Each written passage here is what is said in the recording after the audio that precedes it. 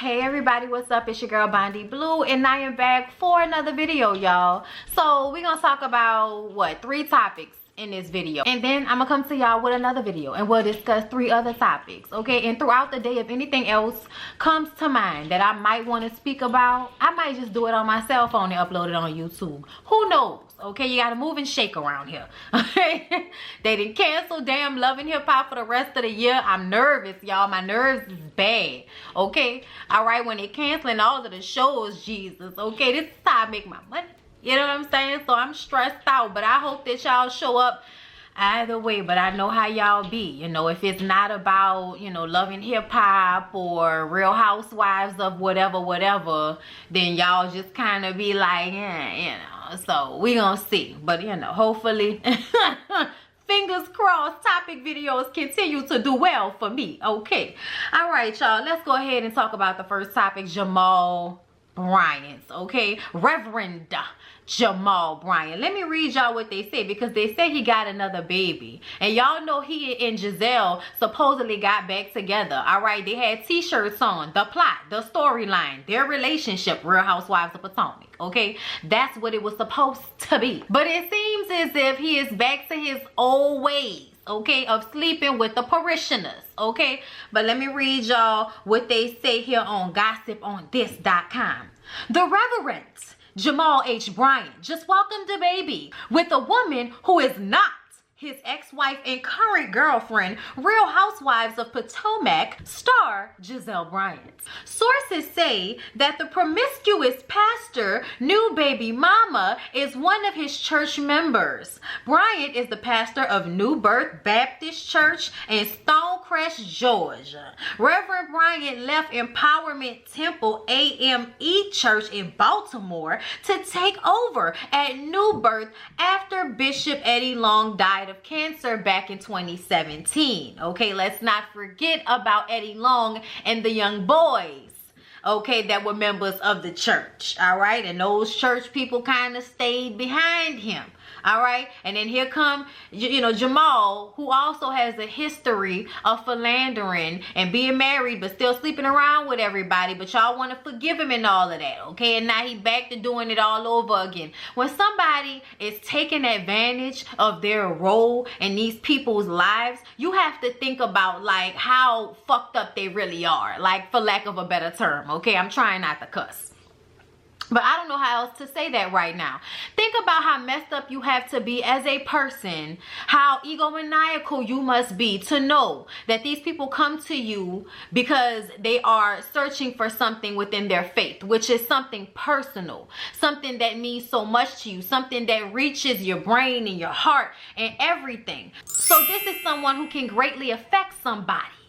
So when I see him getting the girls pregnant, okay, it just seems like you's a dirty old creep that is taking advantage of your position in these young women's lives and wherever they are personally in their journey, which would allow for them to open themselves up to somebody who, for one, they know should not be fooling with them the way he is, and for 2, is with somebody else. So that just adds a whole nother layer of dog on it, okay? Deputy dog, underdog, Snoop dog, okay? All of the dogs, cat, dog, all of the dogs. Now they say we still don't know who the young woman is, thank God, okay? I'm glad they haven't told us who she is, because I know there's somebody out there that is gonna want to reach out to that young woman and say something nasty to her. And even though you reap what you sow, all right, i.e. karma, at the end of the day, I feel like it's not the world's, like, you know, job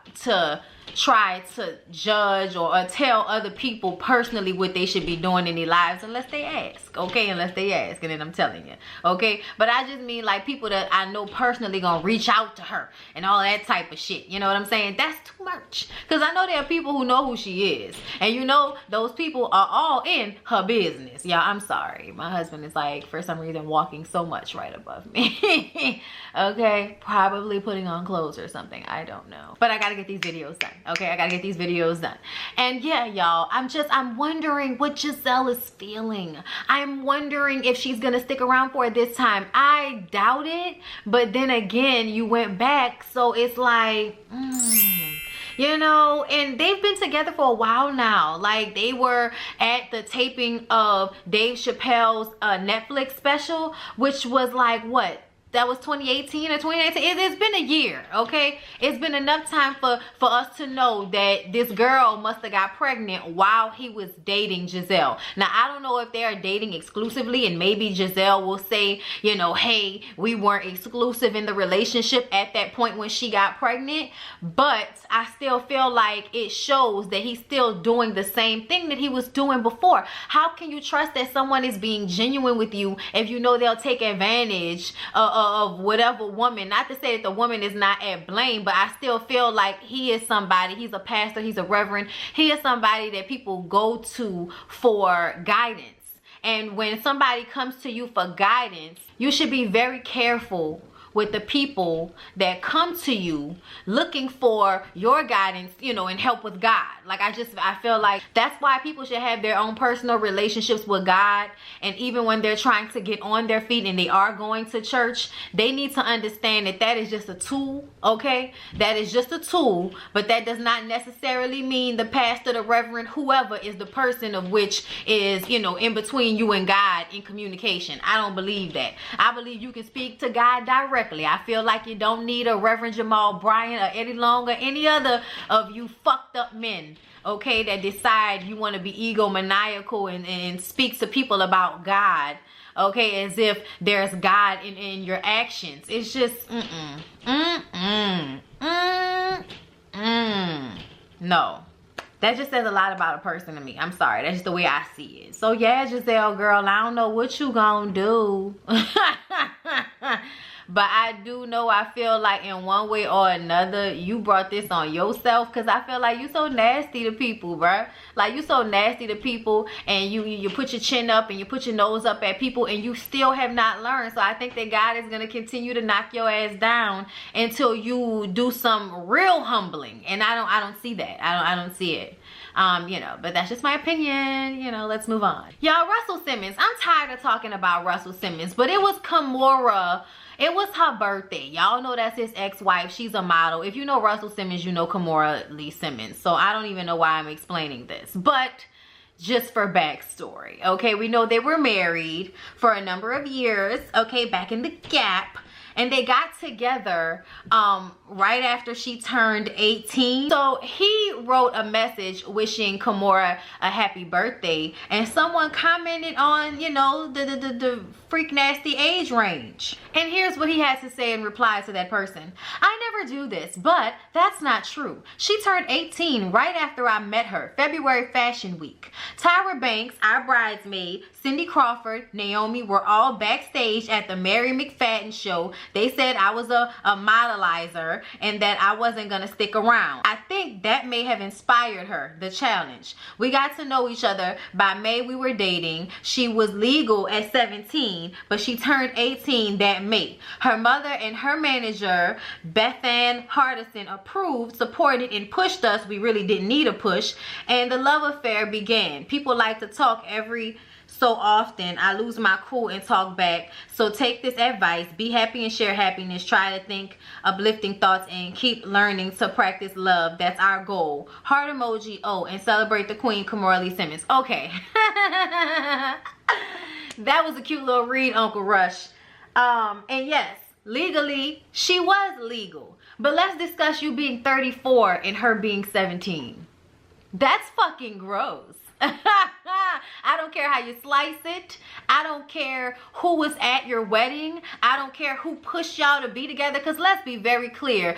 Kimora was a model, but you were a up-and-coming mogul at the time. So if you look at that, I'm sure her money-hungry mom and her manager wanted her to be with your old ass because it solidified her having a career that would go past modeling, which she was only going to be able to do as long as she looked young. And child, who knows, okay? She can model now because she can have her own line because of the relationship she had with him. When he had his shit, she was able to get her shit. At the end of the day, this was parlayed into a successful life for Kimora Lee Simmons, okay? That's why her mom and her manager and Naomi and Tyra and all of them were pushing for it, because they saw it. They saw the money. So don't use that, okay, as an excuse as if that's okay. Child, Anime Mama, Tina Turner Mama was all on Ike's side. No matter what he did to her daughter. You know why? Because Ike came with money. Ike came with celebrity. Ike came, you know what I'm saying, with all of the opportunity. All right? So at the end of the day, there are so many people in our lives that look at other people that come into our lives as an opportunity for everybody and not just us. Okay, and that's mamas, managers, and everybody in between, modeling homegirls and everything else. So I just kind of feel like don't put that out there like that means that it's okay. Like when I'm 30, I'm about to be 32, y'all. I cannot imagine dating a 17-year-old. That's disgusting. And I'm a woman, I know. Okay, but I couldn't imagine my husband dating no 17-year-old girl at 34 years old. Some weak man shit, man. That is some weak man shit. When you 30-something years old and you want to, and I don't care like what y'all talking about. Oh, she was 17 but she was a model, so you know she was mature. I'm like, nah. At the end of the day, your brain isn't completely formed yet. Your brain is not completely formed yet. It don't matter what you went through in your life. Your brain ain't completely physically formed yet until you get into your 20s. So I just personally feel like I don't give a fuck what you talking about, Russell. Your old ass is a creep. And that's that. Don't clap back no more. Stay quiet, because you did that shit. It's nasty. Shh. Oh Lord, it be working on my nerves. And yeah, we gonna give Kimora the clap hand for parlaying that old nigga into a very good life for herself.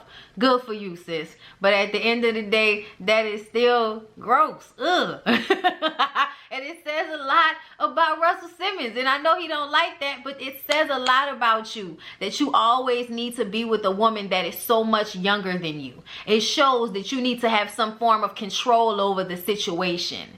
And I understand you're a mogul and, you know, you're a black man who's been famous and rich for a very long time. So there's a level of ego to this shit. But that is nasty. And I don't care if our grandparents did it. It was nasty then, it's nasty now.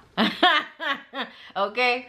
All right. And y'all, lastly for this video, Tyra Banks and America's Next Top Model contestant Danny Evans. All right, y'all know people, I don't know why, but people post shit on Twitter and then all of a sudden it goes re-viral because it was viral when the shit happened the first time. Okay, talking about this old clip went viral as if we had never seen it before. We was watching America's Next Top Model, my dude. Okay, especially in this little time frame. So y'all like getting mad at Tyra every, you know, year or so. Y'all find some old clip on there, y'all get mad at Tyra. And I need for y'all to understand what the premise of America's Next Top Model was. It was basically model boot camp for girls who wanted to be models. If you can go through this, then you can do this professionally. If you can go through this process that we're about to put you through, then you can do it out there in the real modeling world. Okay, now I waited to talk about this because I wanted to see if somebody was going to respond, like as far as in a video on YouTube. I think I talked about it on my Instagram.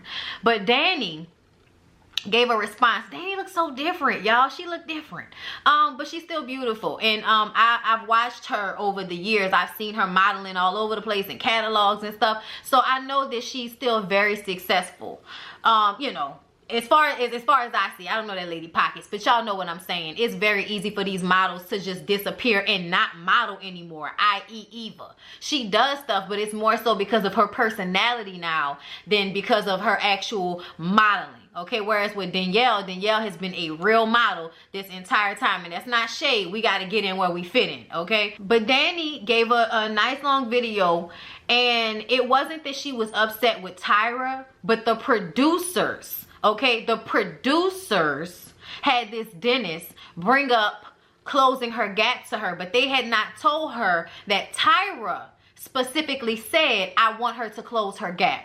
They gave it to her like it was an option, not like Tyra said it. So when they have eliminations and Tyra's like, why didn't you close your gap? And Danny's like, you know, they both looking off camera to the producers, and what we didn't see was Danny saying, they didn't tell me that you said, you know, I had to do that, and the producers on the sideline like this. They did that to make sure that the show was entertaining and explosive. They needed these girls to fight, you know what I'm saying? They needed them to have issues. They needed them to the cry. Like, they needed that for this show to be successful. But at the end of the day, if Danny would have walked into a modeling agency, someone would have told her she needed to fix her accent. And they may not have necessarily given her the advice on how to do that, okay? Somebody might have also said you need to close your gap.